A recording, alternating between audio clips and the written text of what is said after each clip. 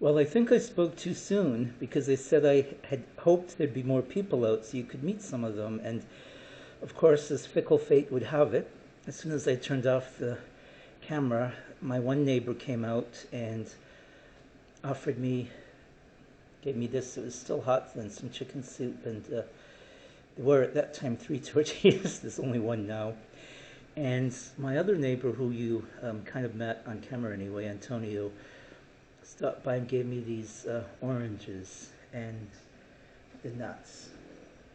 So this is I hope you like the table. It's a walnut table that a local um, craftsman made.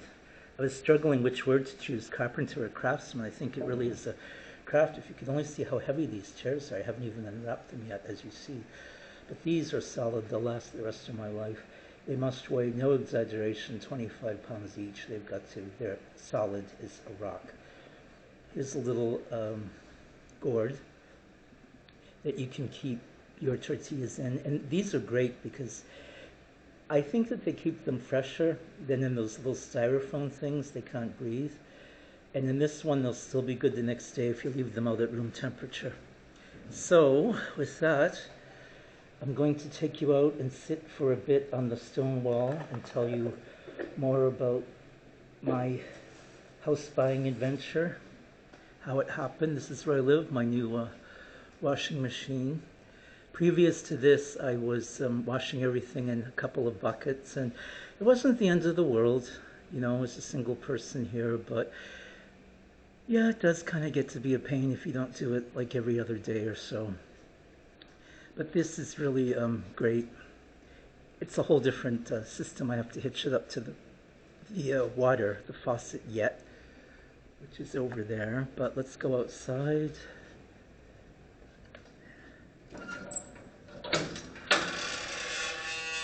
You hear that squeaking and creaking?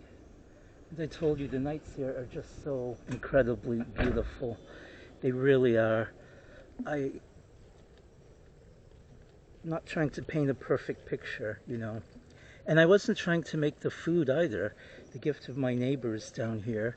You can kind of see him down at the end there with where all the clothes are hung up. He's the one who gave me the food, and Antonio's right next door to me.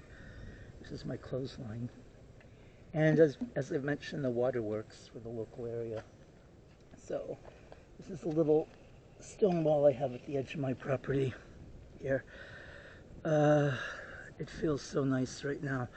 When I arrived here at the end of August, I was sweltering hot, and I needed I thought I did.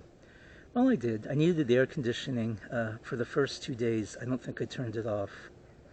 When I went out to walk early in the morning, it was okay. But as the day progresses, like about 11:30, 12, until about 5 in the evening, it is hot.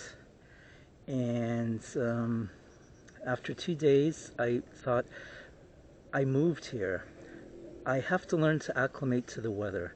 I don't want to be sitting inside in front of... I'm just going to have to suffer a bit and get used to it.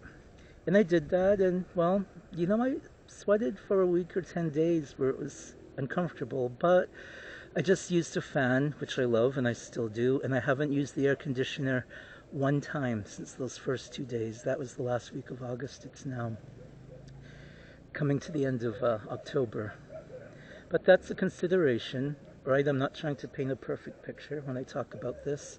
That's why I did mention the snakes, and this is, I'll take you out there. The same path that I've shown you twice, the beginning and the end. The other side, if you recall, was plowed a little bit better. No one really walks down here, as you can see. And there are those coral snakes. When I arrived here my first night, there was a coral snake up in the window here. In the, I'll show you the window protectors. But as for right now, I haven't really had any other, well, I did have tarantulas come in the house. That was my fault. When I opened the door, they came running in. And then you just learn to check when you open the door, look down and around. So if you see the door here in the little side window, and it was big, it was almost 3 feet. That coral snake was curled up between the window protectors, like the bars in the window. I have a screen too. I have no idea how it got up there, but my neighbors tell me, yeah, they can do that. So, um, and under here, the little electric box, I have three iguanas living.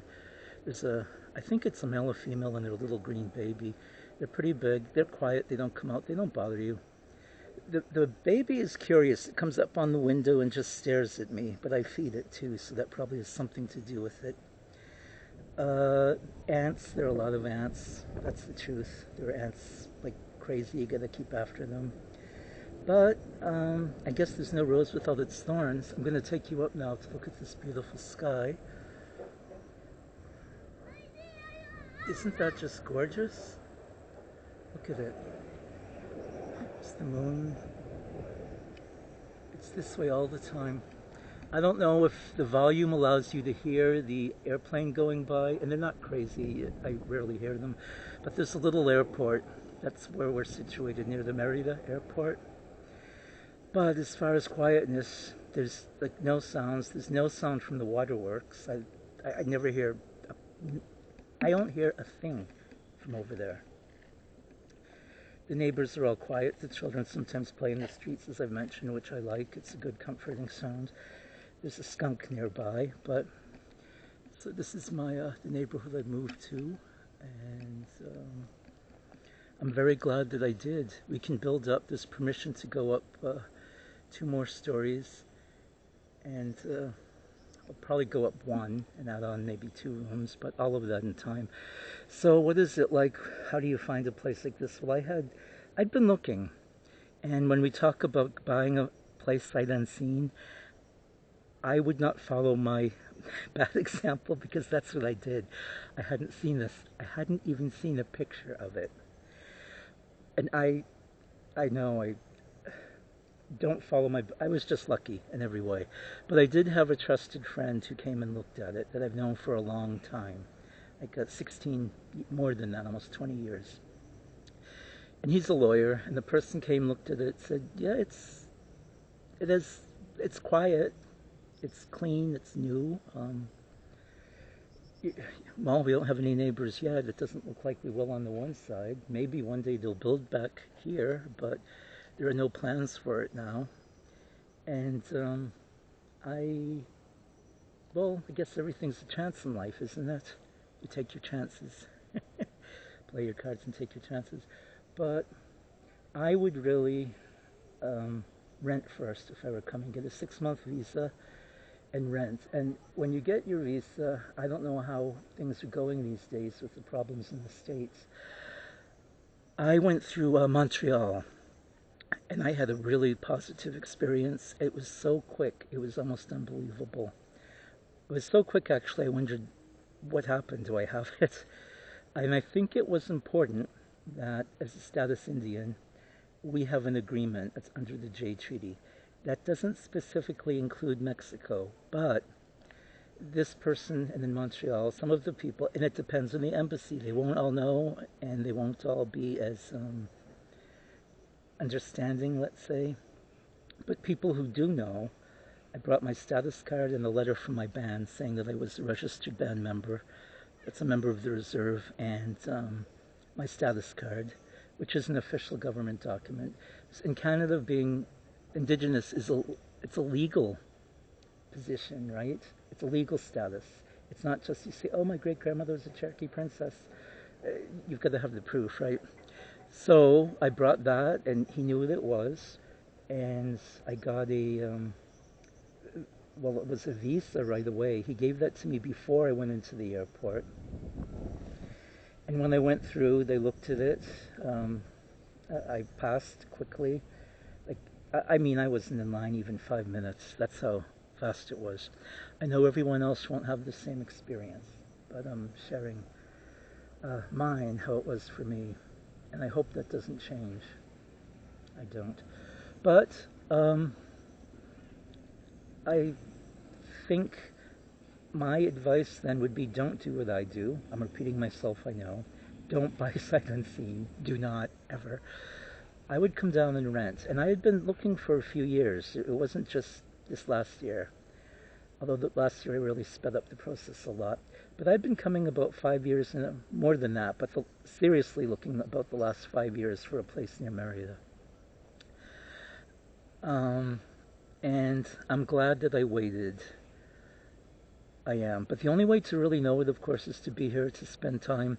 It's like when you go on a holiday to wherever it could be, and you're there for a couple of weeks or a month, and you go back thinking, oh, it's so great, I'm going to move there. And then I have friends, acquaintances rather, who have done that. Someone who did that with Italy.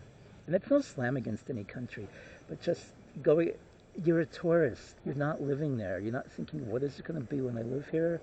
I am moving away from family and friends and an established network of people to a place I don't know anyone, usually, right? So for that reason, I'd come, I'd get to know people, go to the little local markets. And I love the little local markets and stores here. And there's a big market in Merida. So here, and I'll take you along on the bus. I've been trying to, that was supposed to be my second video, for quite a while, but there's so many people on the minibus or the combi that I couldn't get a seat and couldn't take a good video.